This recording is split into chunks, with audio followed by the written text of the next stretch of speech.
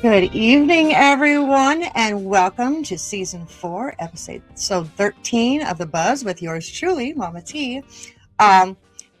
No, you are not going crazy. It is Tuesday, 7 p.m. It is not a Sunday like we normally go live. Our guest tonight, we've had him on before, but he had a new release and he had to take a last-minute flight on Sunday, and I wanted to have this guy live. Just for you guys, we needed to have him live, so we decided we were going to go live tonight instead. So I hope you're watching because you're going to love this guy. His name is Rafe Carlson, and he just did a wreck of the Edmonds Fitzgerald.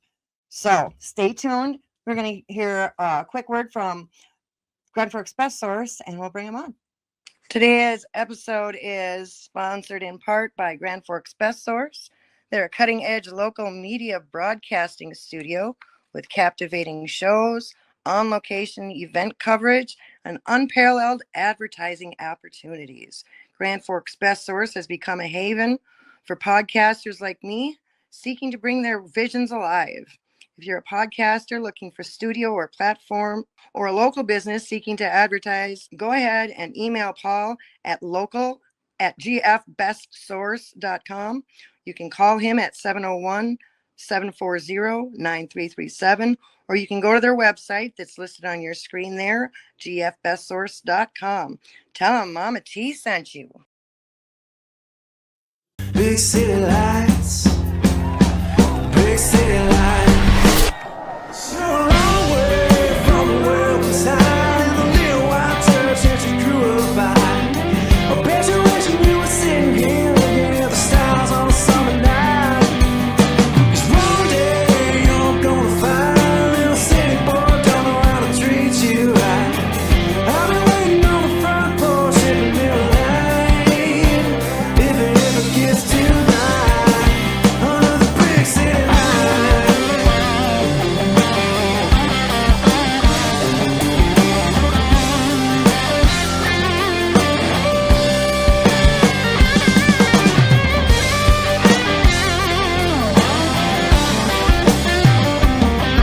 If you know you like a movie, baby, I got you missing Minnesota, baby. From your high class living in your high rise prison, you wanna come home to me. 'Cause you're a long way from the welcome sign in the little white church that you grew up by. I bet you wishing you were sitting here looking at the stars on a summer night.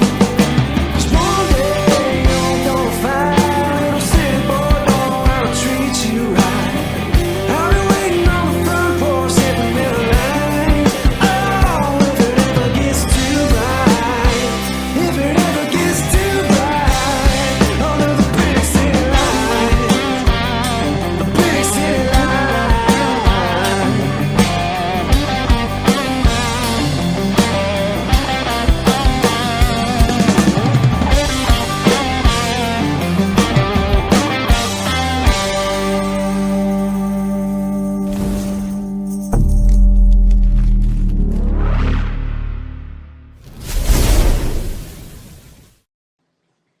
Here we are. Hi. How you Welcome doing? back. Welcome back to the show, Rafe. I'm so glad you can join us. I know you got a lot going on. You're a busy man. It's been I was gonna say it's been a crazy year, but it's already the next year, which happened all of a sudden, like just like that. But thanks for having me back. It's been fun. Yeah. So tell me about that video. That's just a compilation of the last summer's worth of touring and just playing shows all over the Midwest, and little here, little there, a lot of beer and a lot of parties and late nights and a lot of hard work. Just been a crazy year. I mean, like we were talking the other day, it's like all the things that we did this year, it's probably like normally like what I would do in like 5 years packed into 1 year. So it was surreal. A lot of pinch me moments, a lot of just crazy times. It was a lot of fun. Wow. That was called Loud America? That is Loud America. We are living in it. Huh. I don't know. That's the name of the. We kind of it's like people ask all the time, like, what's your genre? Are you country, your rock, are you this, you that? And it's just like, no, we're loud American music. We play loud, we kick ass, light things on fire, and we do all that. So it's not it's not as much confined within a genre. These days you kind of don't have to be as much. So we just make music that speaks to us. It comes from the heart, and we go out there and play it as loud as we can. Awesome. That's awesome. I love who doesn't love loud music? Well, old Well, people, I some guess. people. Old people don't. So tell me, how did you get into music in the first place? What are your roots? Yeah, did you have a supportive family?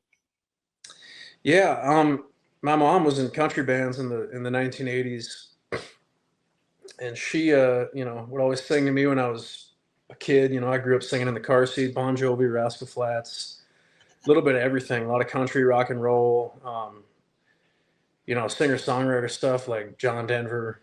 Every kid loves John Denver. And yeah, just musical family. My dad's side of the family, real musical too. Like a lot of cousins. My cousins play guitar and rock bands and stuff like that. So both sides of my mom's side and my dad's side are both super musical. Sorry, I just got company. They know I'm live, but my dog doesn't realize that I'm live. So yeah. Hi Allie. Hi Don. And anytime during the show, if you guys want to comment, ask. Oh, Laddie Boy too. Goodness gracious. Well, they're all hopping up. We 5 live viewers right now, and this is not our normal time. So if you guys It's a have party. any questions for Ray, if you go ahead and ask him. Oh, Ask yeah. away. So, how did you actually start doing the music? Like, Yeah, I didn't really know like how it went. Like I think kind of the narrative is you're never gonna make money in music, and you're gonna stand on the side of the street and play guitar, and hopefully people throw a dollar in a jar for you. And that was kind of what I thought growing up. It's like you get a degree and go to school and work and do the whole thing. And I worked a few jobs after high school, and I was working selling RVs and motorhomes in travel trailers in Duluth. And I just woke up one day on my day off, and I said, I'm gonna see what happens if I just grab my guitar and take a little drive to the town over, because I was too scared I'd run into someone I know if I did it in my own town. Set up and put a tip jar out on the side of the sidewalk and see what happens. And played for like 45 minutes and had a good little crowd of people stop and listen. And I don't remember if I made $40 or $50 or something. And gave my 2 weeks the next day. Just said, I'm going to figure out a way to make it work. So I never played a show before that. I'd sang for a select few, friends and family. I posted a couple of videos of me singing online, I think at that point. But yeah, it was just how long like, ago was that? that was May. Well, that would have been April 2021. And then I quit my job. My last day was the end of April. May 1st, first day as an unemployed hobo. And then I just kind of figured it out from there. But I think May 18th, I played my first show ever on the side of the street at Vikra in downtown Duluth to like 7 people. It was May 18th, freezing cold. I don't even know how people were outside, but a couple of my buddies came out, and it was, I'm surprised anyone was there. It was freezing cold, but it was cool. And then I played a couple shows after that, flew to Nashville about a week after that, started writing, recording music, and it's crazy to look back on. I was just thinking, talking to someone about this last week. It's like a lot of things that happened in that frame of time was like, so jam-packed. Like, played my first show, wrote my first songs, recorded my first songs, flew to Nashville for the first time. Started writing with just award-winning songwriters, producers, and stuff, all within the span of, less than a month, a couple weeks, really. So it's just a lot all at once. Wow. Oh, we do have a viewer comment. And yes, I think he knows this already. And I think the first time he was on, Dwight and I kept going like this. But my friend Allie says, "Can I say your guest is gorgeous?" What's Yes. that? Can I say your guest is gorgeous? Oh, I Yes, thought of you course said you my can say my that. Gus is gorgeous. I was like, who's Gus? Oh, thank No. you. So, oh, she also wants to know what is one of your most memorable times so far within the music business? That's a good question. There's just been even just this year, even the past few months, things I'd never thought I'd experience, and just people I've never thought I'd meet.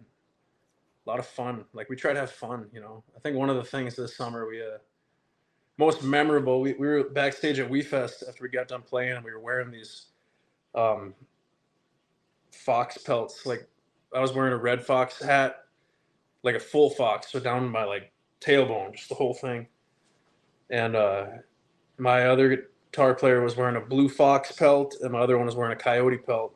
Mm. And it was a hot day in Minnesota that day, and we were sweating.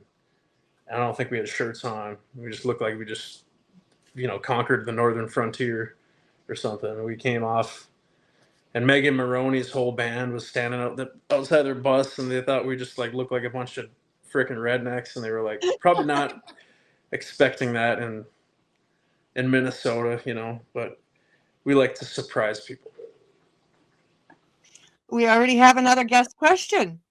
Do you get nervous? I'm guessing when you're on stage. And if so, what do you do to help with that? Yeah, if things are going the way they're supposed to, which we've had, a little more locked in protocol the last tour and the tour before that, I'm totally fine. It's when you're getting on stage and your monitors aren't working, or you're getting on stage and someone like shouts something like, "Oh, don't forget to do this," or like something like you hadn't had planned. Like when things aren't accounted for and things are going wrong when you're getting on stage, that always messes with me. So we try to eliminate that. And a lot of artists, yeah, once you're touring nationally and with a major label and you got songs on the radio and you're doing the whole thing, typically you're on your bus and everyone's doing all this stuff for you, and you just walk out and take your pajamas off, throw on your jeans, and get on stage and sing. And I can't do that. I just do everything on my own, book the shows and plan it all out. So I don't have the luxury to not worry about things. So when I'm worrying before I get on stage, sometimes I get nervous because of that. But no, if everything's going smooth, no matter how many people we're playing for, where we're playing, or what the event is, we come out excited, just ready to rock wherever we are. So you're just born to be in front of people. Were you like that as a kid too? I don't know. I mean, my family would probably say so. I think I've always been more of like music first, like art first, which is really funny. Like when I started this, I was like songwriting focused, guitar focused, instrument focused, composition focused, like being an artist. I listened to a lot of folk music in the late 2010s and a lot of singer songwriter stuff, and since I've started doing it, I've kind of shifted priorities to become, I think, more of a performer, which I definitely wasn't when I started. I had to learn how to do that, and it's become my favorite thing is performing.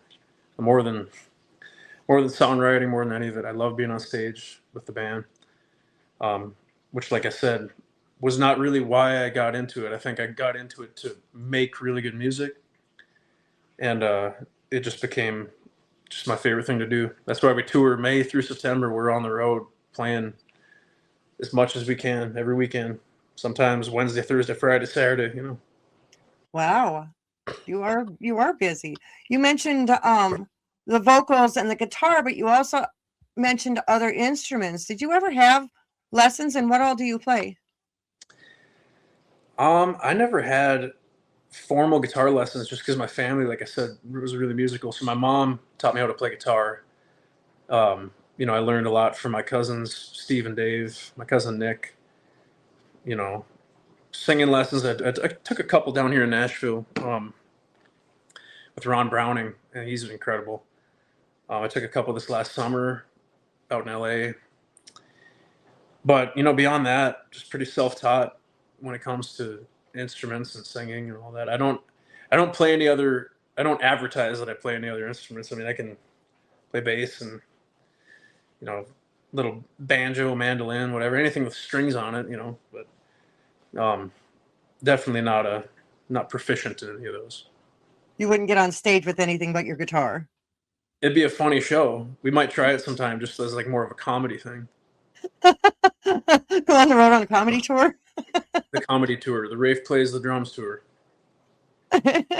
So where all have you traveled to? You go out and you're out there all the time. Where all have you been? Where have people maybe have seen you? Like we primarily tour in the Midwest. And that was something this year because we get so many, every single day we get messages like, you got to come to New Jersey, you got to come to Switzerland, you got to come to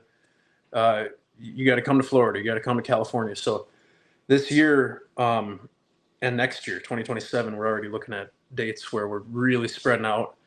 I think there's this kind of barrier in people's heads, like you're not a national act, you're not touring nationally and really having anything to show for it unless you're signed to some big label and you have songs on the radio. And it's like, well, we have songs that play on the radio in Minnesota, Iowa, Wisconsin. Sometimes if we get radio play up that way, but we're not by any means yet, a major act that everyone knows our name. But that really doesn't mean that we can't tour nationally. You just have to be smart about it. Look at your analytics. Are your fans that are listening to your music on Spotify in this certain area in New York or North Carolina or something? So we're looking at a lot of those analytics going into this year and next year. And we're branching out. I'm flying to California in a couple weeks to do a whole like Florida tour. So I'm going from Nashville to Florida for 5 shows, and then flying back to Minnesota for 4 or 5 shows, and then back to Nashville for a couple shows, out to Arizona, California. So this is all kind of off-season stuff. And then when, in the summertime, starting in May, we're back, with the band on the road, Minnesota, Wisconsin, Iowa, Michigan, Dakotas, Illinois. Well, a lot of my fan base is here in Minnesota. That's where I'm based. So I'm wondering where and when you're going to be up here. Yeah. We've got, I'd have to double check, but between my tour manager and I, we're really cranking away on booking shows for next summer. So we've got a lot in the books. I wouldn't know off the top of my head. In your neck of the woods, I wouldn't know. Now we know you are from Minnesota because you said neck of the woods. Yeah. I mean, we're all over Minnesota. We got a lot of shows in Minnesota next year. We're doing Lakes Jam and Brainerd with Bailey Zimmerman, Tucker Wetmore. We're going to be at Windstock with Luke Bryan and Dirk Bentley. Wow. What else? There's a few other good festivals in Minnesota, a lot of small town stuff, some fairs, this and that. Awesome. Well, we do have to cut to commercial. We're going to hear from our good supporters here and there in the area, and then we are going to go straight to the wreck of the Edmonds Fitzgerald. I can't wait. Yeah. Stay tuned. We'll be right back.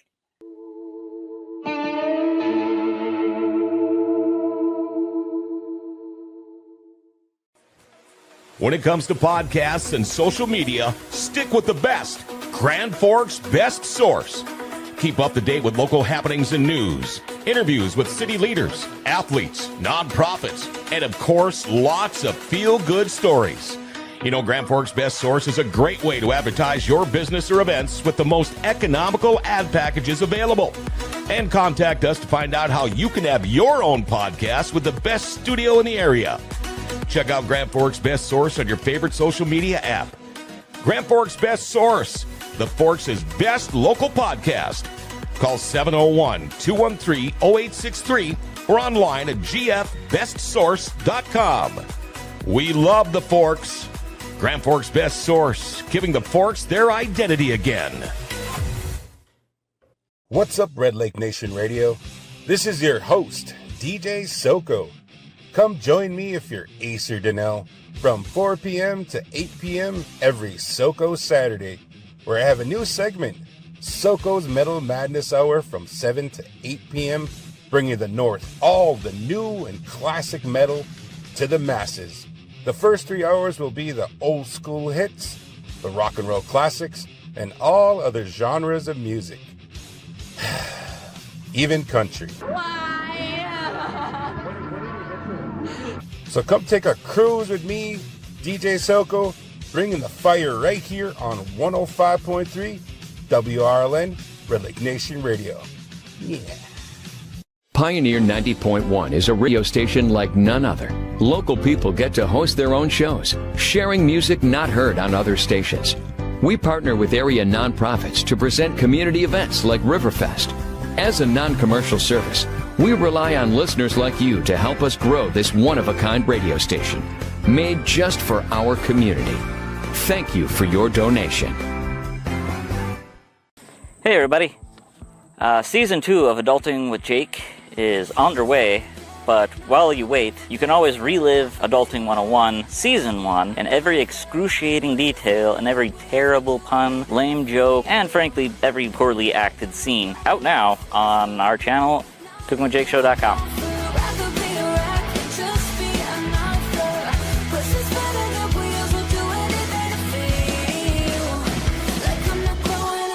Visit littlebobbybuzz.com, your source for Little Bobby merch and music.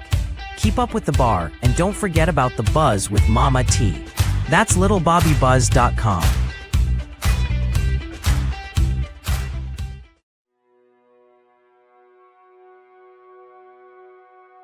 The legend lives on from the Chippewa down to the big lake they call Gitchagumi. The lake, it is said, never gives up a day when the skies in November turn gloomy.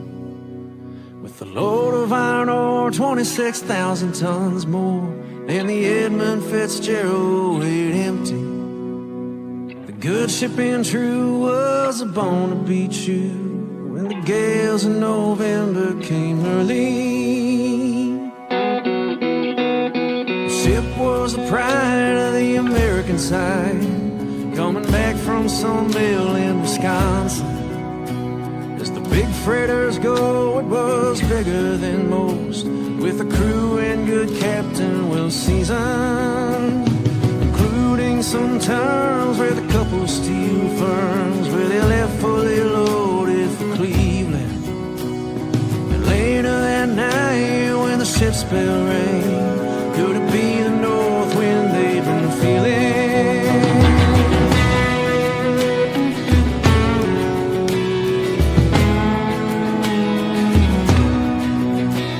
The wind and the wire made a tattletale sound, and a wave broke over the railing. And every man knew, as the captain did too, 'twas a witch in November come stealing. Dawn came late and the breakfast had to wait when the gales of November came slashing. When afternoon came, it was freezing rain in the face of a hurricane west wind.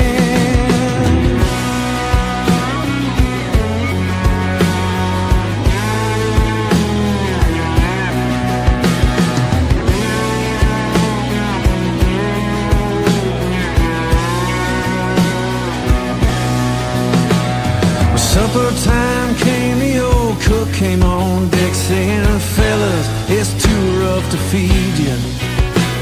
At 7 p.m. the main hatchway caved in. He said, fellas, it's been good to know you. The captain wired in, he had water coming in, and the good ship and crew was in peril. And later that night, when his lights went out of sight, came the wreck of the Edmund Fitzgerald.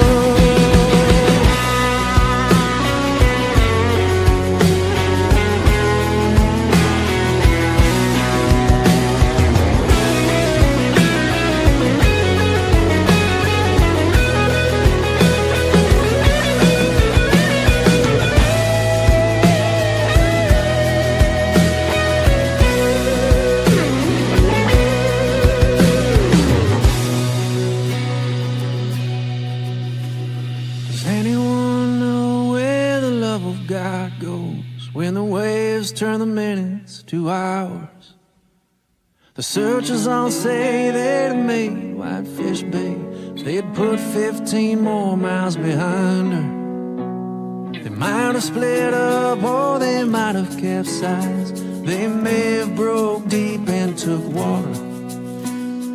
All that remains is the faces and the names of the wives and the sons and the daughters.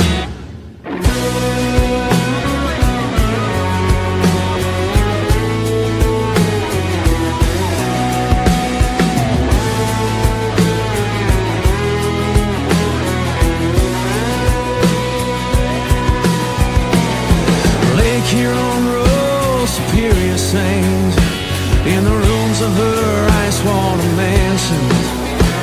Oh, Michigan seems like a young man's dream. The islands and bays are for sportsmen. Farther below Lake Ontario takes him a Lake Erie can send. And the iron boats go as the mirrors all know, with the gales of November, remember.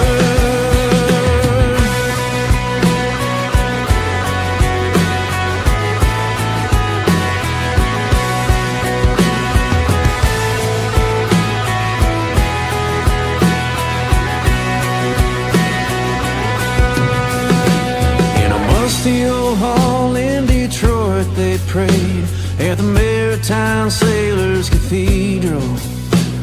The church bell had chimed till it rang 29 times for each man on the Edmund Fitzgerald. The legend lives on from the Chippewa down of the big lake they call Gitchagoo. Superior, they said, never gives up the dead when the gales of November come early.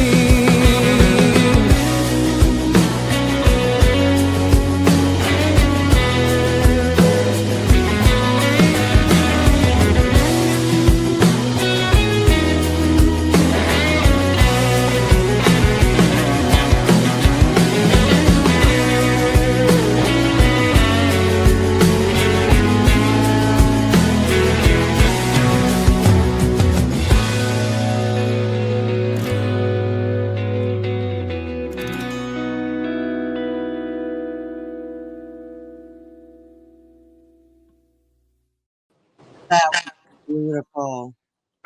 Thank Let you. me, You like it? okay. I was going to ask the obvious question, what drew you to that song, but you are from Duluth, so it's kind of a natural thing, wasn't it? Yeah, I mean, I grew up listening to that song and Gordon Lightfoot. I'm a huge Gordon Lightfoot fan. A lot of, way back to his first couple records, I used to listen to those a lot. You know, our area just doesn't have enough, like, if you sing about being from Tennessee on the radio, nobody bats an eye because that's sing about Tennessee in every song. You know what I mean? But for me, it was just like a regional identity thing where it's like, okay, fine. It's like we have this one song. It's like we have this one thing where I'm from that I can relate to. My dad, I mean, not personally, I wasn't born, but my dad was eating lunch in the cafeteria at Central High School up on the hill in Duluth, watching the waves come in that crash against the lift bridge. And he tells me that story, like his biggest storm he's ever seen on the lake, just big white caps. And everyone's got a story from someone or other about not even just the Fitzgerald, but Lake Superior stories. It's such a huge body of water, and it's a lot of stories. A lot of people have died in Lake Superior, and I think to do a song like that for me, I mean, it's a 6.5 minute song in general is hard for people to even listen to these days. People like minute and a half songs. And people are trying to write. I'm like writing music with people these days in Nashville. They're trying to write songs under 2 minutes now. It's just crazy. But People's attention spans have gotten so short. yeah, that's why a lot of people try to talk me out of doing it, and people are like, "You got to cut a verse or cut 2 verses," and I was like, "I'm not expecting I'm not trying to be Justin Bieber with this song, and it's just like I'm doing this because it's part of who I am, where I grew up." Yep. And you can't cut any of that out. It's an identity thing. You don't leave stuff out of that. That's telling people who you are and where you're from, and you're proud of it. You cut it, and maybe you're not so proud of that verse. What? Yeah. So we do have other people. We've got more questions. We were talking about being out there, being on the road, and what you got coming up. Would I didn't even see that one. Allie also says you were talking about you can play anything with strings, and she made a comment. She's got a few strings. Um, I she love this also wants podcast. she also wants to know, would you ever play at a casino? And Laddie Boy, he's a drummer, and he says drums are awesome, and he wants to know about the West Theater in Duluth. Have you played there? I've talked to them a handful of times about trying to set something up, and really just because we're on the road so much. In the summertime, we play Duluth usually 2 or 3 times, and it's Bayfront. Um, Sometimes we'll do, I say Duluth, I'm talking like Twin Ports. Sometimes we'll do something at Earth Rider over in Superior on their outdoor. Although last time we did that, it got rained out and we had to go inside. But we try to do as much outdoors as we can. So the West Theater is something I definitely consider doing in the wintertime if we're back up for a short period of time from Nashville. Um, I'm going to be back up that way in February doing 218 days up at Grand Superior Lodge. And we're doing a ticketed deal for Valentine's Day at Duluth Whiskey Project, which has kind of become a little spot I like to stop in and do a cheap ticketed show, announce it a week or two out. And we just did that for the release of the Fitzgerald song. And it sold out right away. People drove from all over the place, came, stayed in hotels, got to hear so many cool stories. Me and Jack, my guitar player, he came and did that show with me. We just did like a little duo show. And we probably spent more time talking to people after the show and hearing about where they came from and, what the song means to them. We probably spent more time doing that than on stage. We were there we probably closed the place down. It was a lot of fun. Oh, that sounds like a blast. And hearing all people see, I love hearing people's stories. Obviously, that's why I do this.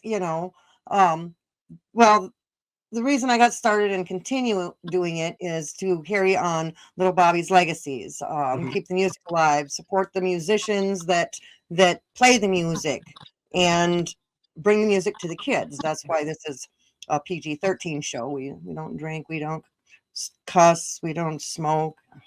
I know, no fun, but I have a Monday show that I do all those things on, so I can be goofy.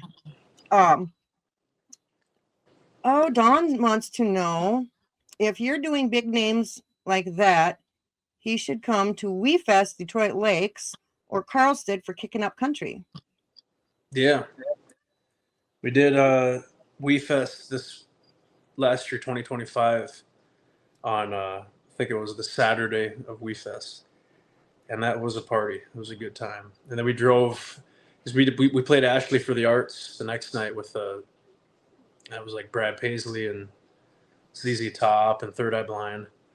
And we drove through the night. I think we stayed in Sauk Center or something. And woke up the next day and drove all the way to Arcadia, which is one thing when you have a driver and a tour bus. But when you're kind of, doing it like how we do it, just bootstrapping your whole way through this thing, it's kind of, it's a big deal to drive that far in a day, basically. But yeah, that was a crazy weekend. We did WeFest August 8th, I think. This last year we did WeFest. The next day we did Ashley for the Arts on the 9th. And then I played solo shows August 10th, 11th, 12th, 13th, 14th, 15th. And then we had another full band show the following weekend up in McGregor on the 16th. We headlined a little festival called Lodgepalooza.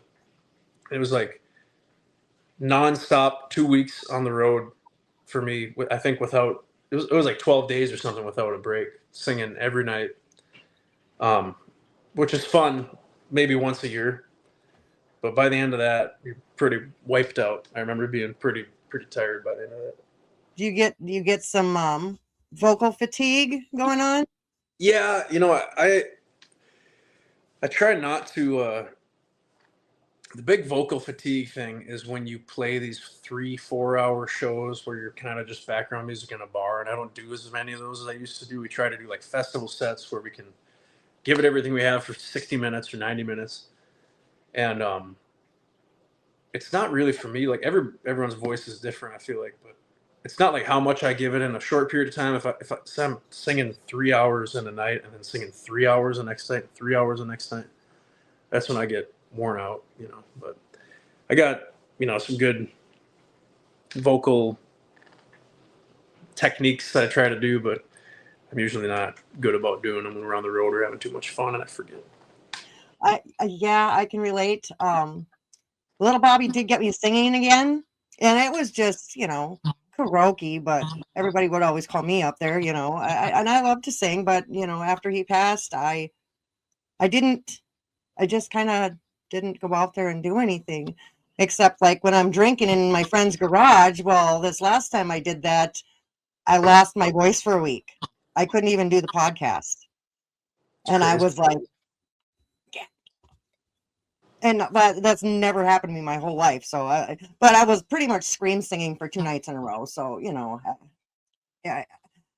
It's funny what does it too, because I could sing for hours a night, multiple nights, and usually be fine. But then I could be like in my living room trying to record a video of me singing a song and do like 8 takes until I get the right one in front of the camera. And my voice is totally shot by the end. And I don't know if that's just singing the same thing over and over thing or what it is, but it's funny. Like if I'm sitting at home singing or if I'm writing music in my living room, I can lose my voice from that. But being on stage, part of it also could be having monitors. I don't have to sing so loud. I can hear myself. Oh, right. If you're writing a song with multiple people and you're all banging on the guitars, you kind of got to shout over people and get your point across sometimes, but that could be it. I don't know. We do have a joke. We're going to do a joke of the day provided to us by our wonderful producer. What's the difference between a pizza and a drummer? Any guesses out there? Apparently a pizza can feed a family of 4. Should be a musician. Yeah, that could be not just the drummer. I mean, it's yeah, it checks. Let's see. There's also the drummer that's watching. No, you didn't like that one. We do have to cut to another commercial. I have a couple more comments to read too, but when we come out of this commercial, we're going to watch a video clip of you in Duluth, and you can tell us about that. And then we'll chat some more, get some more viewer questions if they have any. And we do have some local announcements we're going to make too. So stay tuned. We'll be right back.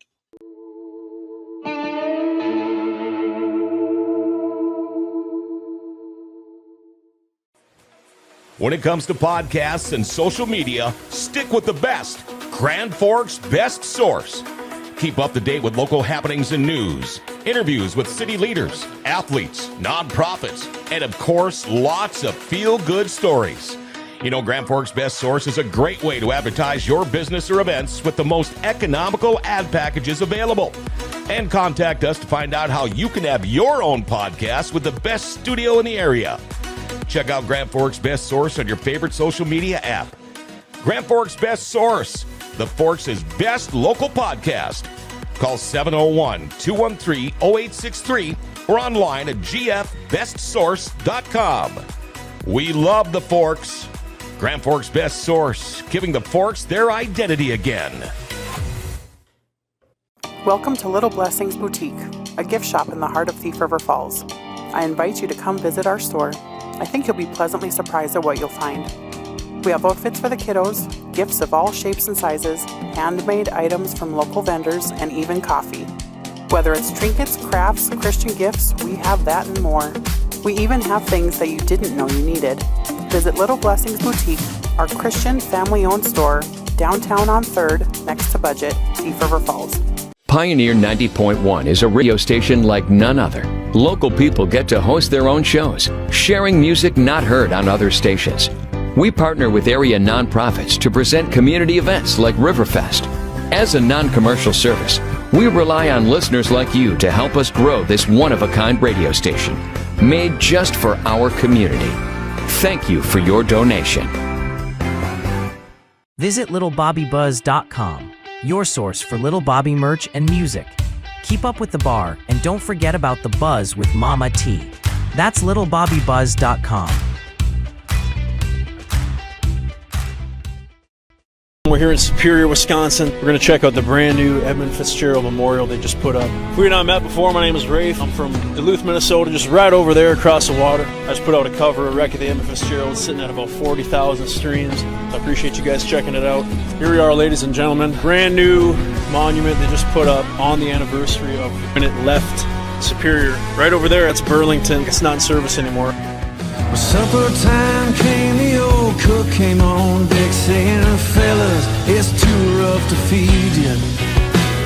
At 7 p.m. the main hatchway came in. It's beer 30. It's Monday. We're in Superior, Wisconsin, so you know what that means. The captain wired and he had water coming in, and the good ship and crew was in peril. You know where we are. We're at the legendary Anchor Bar in Superior, Wisconsin. Let's check it out. The wreck of the Edmund Fitzgerald.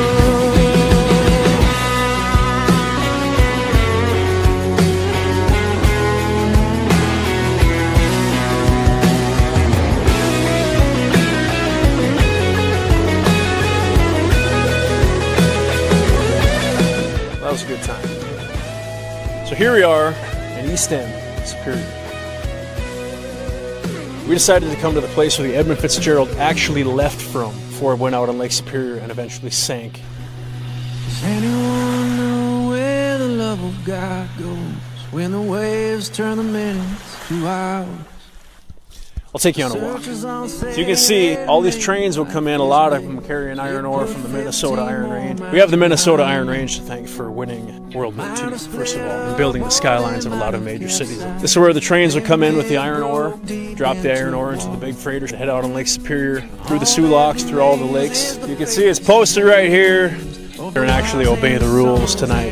Here we have it, folks. Last place the Edmund Fitzgerald was before she went down in Lake Superior on November 10th, 1975.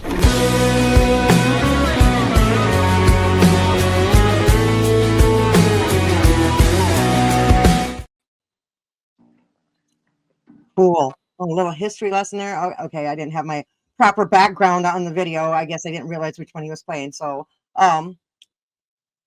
that was awesome. That was very informational, and I didn't realize that it went down when I was I think a year and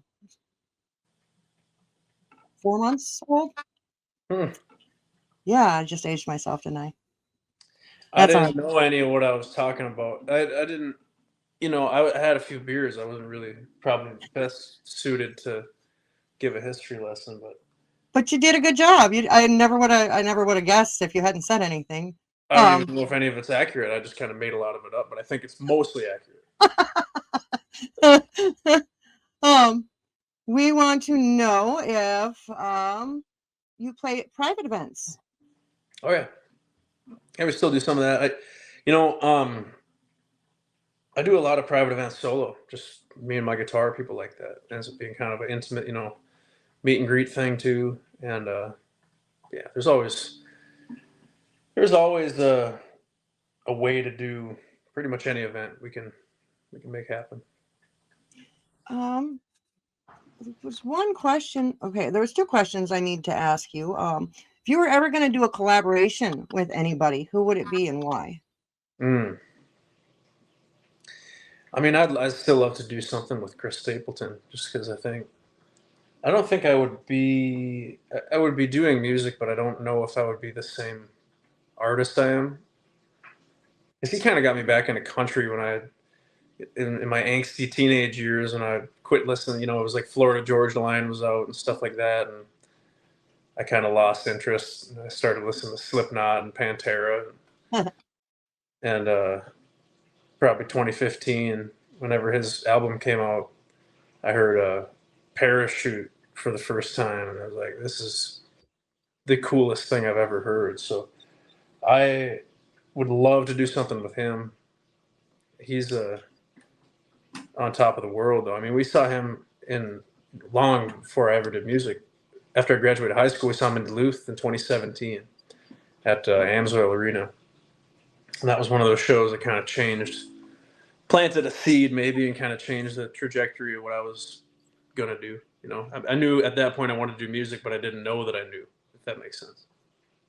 And I think it was okay. So Bobby had a story about him too, that like right before he got famous, he was just like playing this dive bar somewhere, and he was like, this guy's cool, you know, this guy's really cool. I hope he goes somewhere. We met him, and he's personable and everything, and pretty still a few years later, there he is, big, and that's all they listen to now. That's all his family. Like his dad had passed away a year 2019, I believe, and that's all they listen to. Like Chris Stapleton all the time. He got me into Chris Stapleton too, and those are a few of those songs that I do karaoke. That's and that Holy that's Florida Georgia Line, right?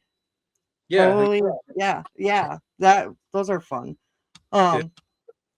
And like I said, part of the legacy is Bobby always supported the youth in their journey into the music industry.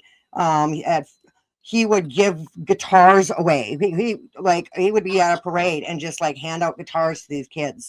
Like it was crazy. And he had a guy here teaching the kids how to play harmonica. He'd have little workshops and show the kids how to play guitar. I mean, so what advice would you give to the youth if they were interested in the music business? Well, it's one thing, because for me, I mean, I was never interested in the music business as much as I was just I wanted to sing. I just wanted to sing and make music, and I didn't really know what that meant. But you got to explore to know what you want. Like you think you know what you want, but then you start doing it, and you might change your mind. I think the best thing you can do as a kid, or just even as a teenager, young adult, is just put yourself out there and start knocking on doors and making calls. If you really want to get out there and perform and write music, and you got to meet the right people. It starts with who you know. But you can do a lot on your own in your bedroom too. I mean, like look at all these people popping up on TikTok and never played a show before. They got 1 million followers, and their music is getting streamed left and right. So there's a lot of different ways to skin a cat, But as a kid, I think what's most important is to meet people, and you'll meet people that are doing what you want to do, and you might decide you don't want to do that, or you'll meet someone. Expose yourself to new genres, expose yourself to people that make kinds of music that you don't like, and learn while you're a kid. I think that's the most important thing you can do. Just learn as much as you can. And never give up. Never give up. Never give up. Never give up. So we've got 9 minutes left. Do we have any more questions from the audience? Hi, sweetie. Sweetie's watching. See. Did you ever feel like giving up? Did you ever feel like, no, you know what? I don't think I can do this anymore. Yeah, all the time. Like not every day, but maybe a couple times a week. Yeah, for the past five years. What keeps you going? That whatever is that's a good question. I'm trying to figure out the right way to articulate that. But like whatever is the driving force behind, I don't know, the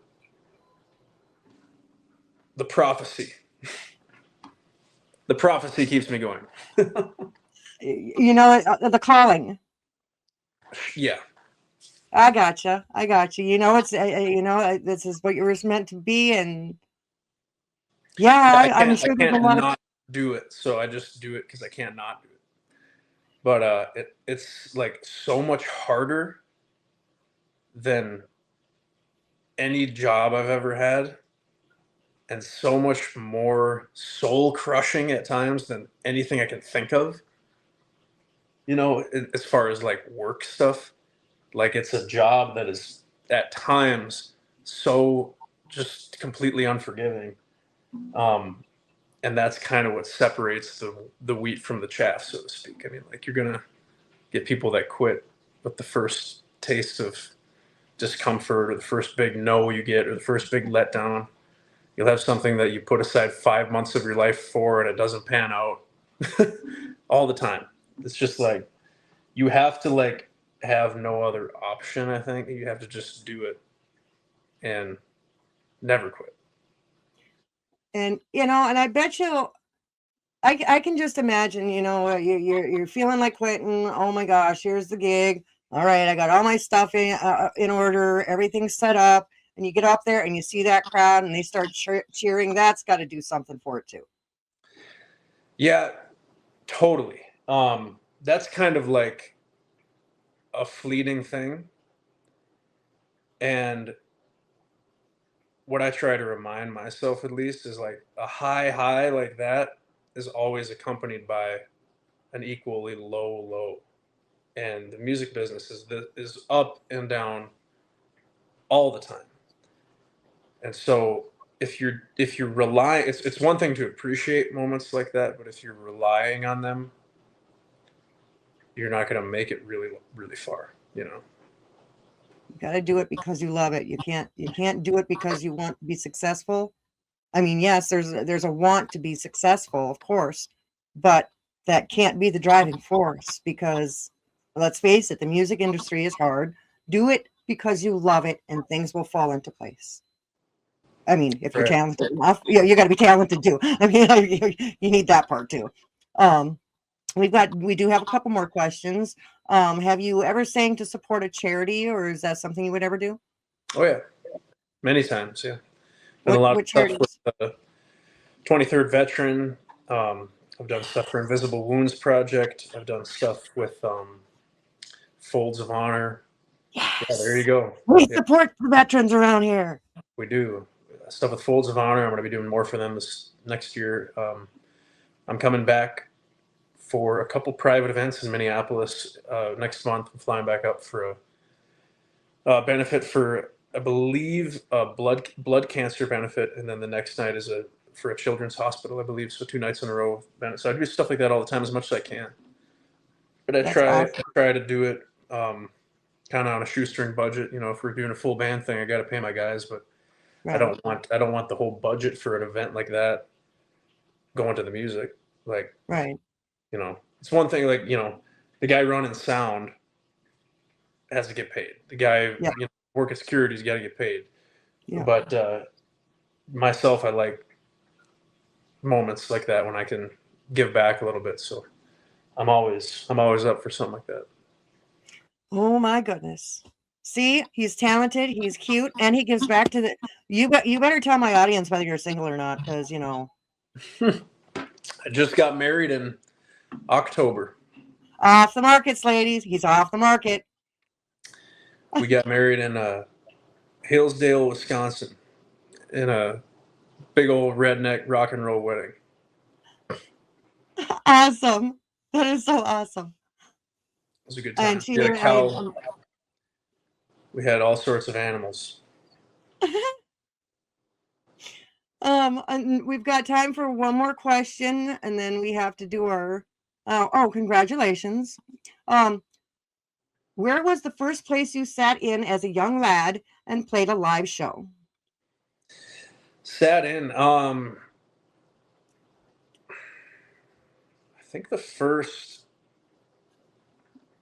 show I ever played would have been there's a super fun summertime show that my cousin Steve puts on every year, the 4th of July weekend. And I think it used to just be called Independence Day bash or something. It used to just be unnamed, and we used to have it at my uncle's cabin on Island Lake, north of Duluth there. And it turned into something so big that it wasn't friends and family more. It was just hundreds of people, and no one knew who anyone was. And the cops came all the time, and the cops just had a presence there after a certain number of years because they knew it would get crazy. And it got too big, too many injuries, and drunk driving stuff. And so I think probably around 2017, 2018, they moved it to the park on Island Lake, right by the Island Lake Inn. And my cousin Nick was doing like an acoustic opening show, I think, for the bands later on. And I got up with him and sang a couple songs. I think that was probably 2019 would have been the first time. And then I think I did the same thing in 2020. And then I played my first actual show in May 2021. Well, you know what? I thank you for being here. Thank you for sharing all your stories. I'm just overwhelmed. Like it's, I know it's been a short journey compared to a lot, but it's been long. It's been a long, hard road, and thank you for doing it and putting out the music. Thanks for being my guest. Of course. Thanks so Thank much for you. having me.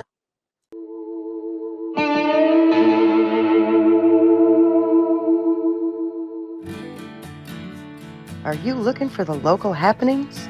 Your Local 411, the newest publication in the McIntosh area, covers from Winger to Oakley and Foston to Erskine.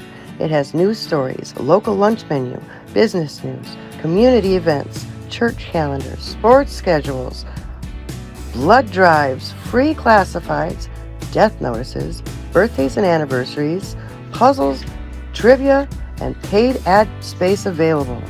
If you want to know what's going on in this area, you need Your Local 411. For submissions, subscriptions, or ad packages, email yourlocal411.mcintosh@outlook.com. That's yourlocal411.macintosh@outlook.com, or text 218-693-8075.